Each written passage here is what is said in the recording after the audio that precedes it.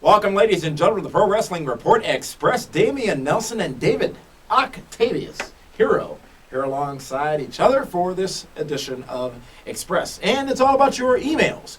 You can participate by sending us your email via pwrshow.com. You can go to pwrshow.com, click on the Contact Us link, send your email, and we will consider them for air. We can't read them all, but we will certainly try to get to your email on an upcoming episode. Very important, though, to be considered. Give us your name and location. Those go to the top of the pile. And we do check spelling and grammar. Sometimes I check it as I read it. Speaking of which, let's go to Gianni G, our first email of the day. How much do you guys think it will hurt WrestleMania when The Undertaker is done? I ask because at last year's WrestleMania, Undertaker-Shawn Michaels match was considered the whole show, was the match that carried the whole show. And if it was not for that match, WrestleMania 25 would have been the worst WrestleMania of all time. Much like other WrestleManias, when Steve Austin was gone, when The Rock was gone, when Hulk Hogan's gone, WrestleMania will keep going. People buy WrestleMania because it's WrestleMania. Matches don't matter. No, They not at really all. don't. Let me retract that statement. Matches matter only to help the purchases of WrestleMania. Well, but, there are some people, they buy one a year, Mhm. and it's WrestleMania. Yeah. Thank you for that email. Next is Keith Nelson. Why has Kane been diminished? It seems as if WWE wants to make him vicious again, but they never keep it going. He's no longer as evil as he was in the Attitude Era. I would like to see him back on a level close to The Undertaker again. Do you think WWE is doing the right thing with this character? I think they're using Kane right now the best way they can, helping him get other guys over. I mean, if you want to see him like The Undertaker, that means you'll see him 4 months out of the year. I mean, look how important, Kane was, for the SmackDown 10th anniversary show. He opened the show with Batista. Oh, it was actually a decent match.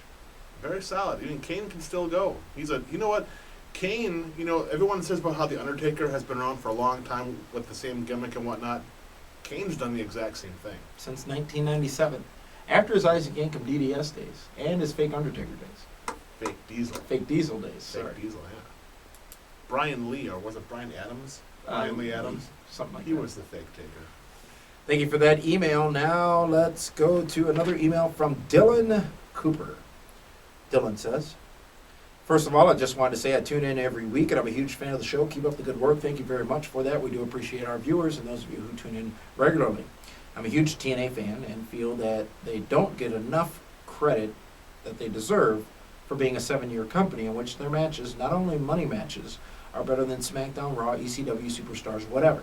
With this new pathway TNA is heading, if and when do you think their ratings/popularity will be equal to WWE's, and when will WWE's product not suck?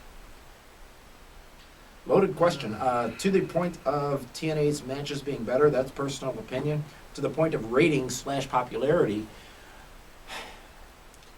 I wish I knew the answer. When TNA starts to advertise on Raw and SmackDown that they're on Spike, ratings may improve. But we've said this over and over again. People don't know about TNA. Ask Kurt Angle. Ask Kevin Nash. Even, Kip James, Mick Foley. People see them in the airport. Hey, where have you been for the past 4 or 5 years? They've been on TNA, but nobody knows about it. Do we need another invasion?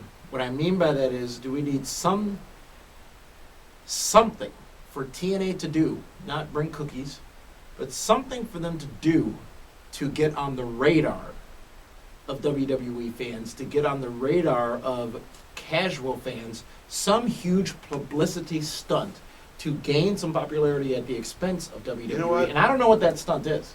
I mean, it could be DX visiting the Norfolk Scope during Nitro trying to get in. That was well done. Put it this way. Was it a month or 2 ago? Kurt Angle got in all that, trouble and everything. Nobody picked it up. Nobody cared. Good point. Because nobody knows they exist. So they can do all the gimmicks they want. Conversely, though, when Jeff Hardy got into all that trouble, it was equally covered. I don't think it was covered any more than the Kurt Angle situation. But Kurt Angle was an Olympic gold medal athlete. Mm-hmm. That's the difference. Do you think when most newsrooms came across that story, they dismissed it and saying, well, he's not out there anymore, so it's not really a story? Could be. I mean, believe me, I want TNA to do well. You know, I sit here and I criticize, but I think I criticize everybody.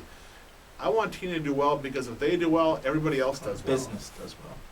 And right now, they're struggling. There's just a lot of silly, stupid mistakes. And yeah, the company's been around for only 7 years, but their main stars were in main events 7 years ago. And no one's listening to anybody as to how to run the ship. Triple H was in main event 7 years ago. What I'm saying Undertaker is, was in main but, event no, 7 years but ago. what I'm saying, but that's a different animal. You know, Batista was in main event 7 years it's a ago. different animal. They're not trying to establish themselves as being number one or even number two. I mean, right now, as far as wrestling's concerned, TNA is the number 4 company in wrestling. Raw brand, SmackDown brand, ECW gets better ratings than TNA.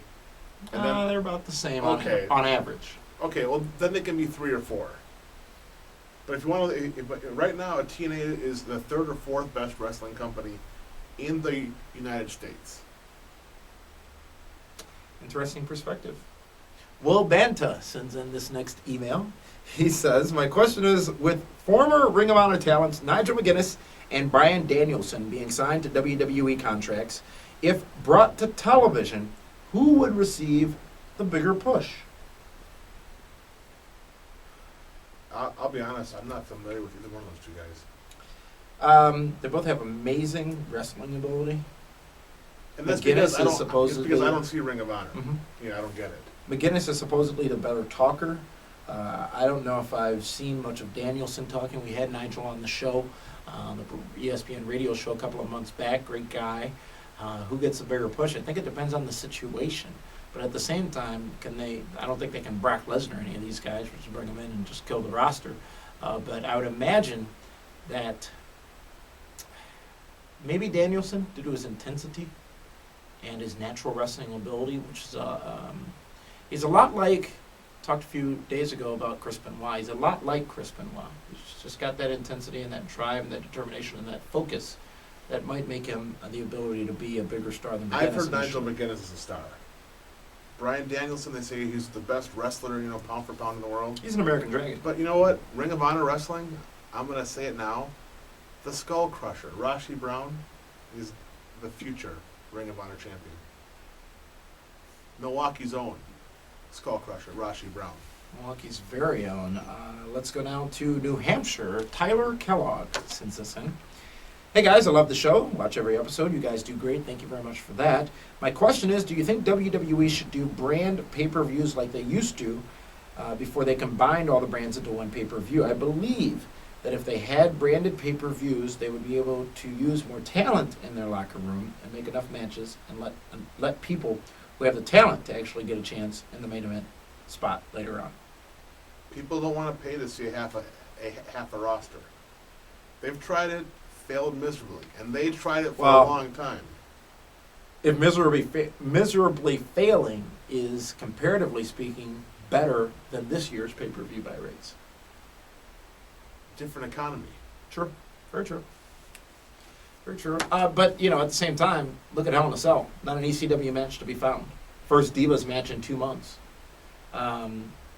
The opportunity was certainly there when they had the branded pay-per-views to give more people the opportunity to shine, but who wanted to see it is the question. You might be one of few in that particular scenario. Parker is the next emailer. I was watching Joe versus Styles at Turning Point. This version of Samoa Joe was ruthless, smart, and lethal. He didn't care who he hurt. Do you think Randy Orton is mirroring the same persona Joe was back then now? I don't think so, simply because I don't think Samoa Joe is on Randy Orton's radar. Is their delivery, is the demeanor that the Viper has now similar to that of the enraged Samoa I mean, Joe of you old? could say that Randy Orton is channeling Taz from ECW. I think Randy Orton's doing his own thing. I think he's got it down to a science. He's just calculating. I don't think he's doing anything about Samoa Joe. Next email comes from Russell Clark. I was watching the show and you were talking about possible opponents for The Undertaker at WrestleMania 26.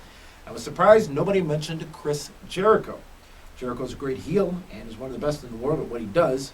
How could you overlook such a talented athlete? I'm not sure we did.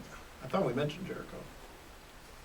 Jericho Taker? Oh, actually, that'd be a great match, great feud. I'm thinking of the 3 months leading up to it. Yeah, but we all know that Taker is going to beat Jericho. You got to put him in there with someone that there's going to be some doubt. Like with Shawn Michaels, There was doubt. there was doubt. You really don't know who's going to go there. But who is the guy that's going to end the streak? Who does Taker respect that much that he's willing to pass the torch to? Is it Orton 2 years from now? No, there's no way it's Randy Orton. 2 years from now. Well, it won't be this upcoming year. Who is it this year? I have no idea. I don't think he's going to lose this year. Well, no. I think he's going to get to 20. I think he'll get to 20 also, and that'll be the end of it. But Which is a stretch, by you the know way. what, though? I mean, for all we know, he may retire undefeated at WrestleMania. With 19-0. Or 17-0 even. Well, speaking of O, that's how much time we have left. O. You know what I'm talking about. No, I have no clue what you're talking about. Because you've never seen the movie Office Space. No, I have not. Much like I don't watch Seinfeld Just either. don't. People will think less of you if you Hey, start talking you know what? about that. Smallville's back on. That's a good thing. For the man they call Meathead, for the cause, for David Hero, who needs to be cultured. This is Damian Nelson saying thanks for tuning in to the Pro Wrestling Report Express. We'll see you again with another episode soon.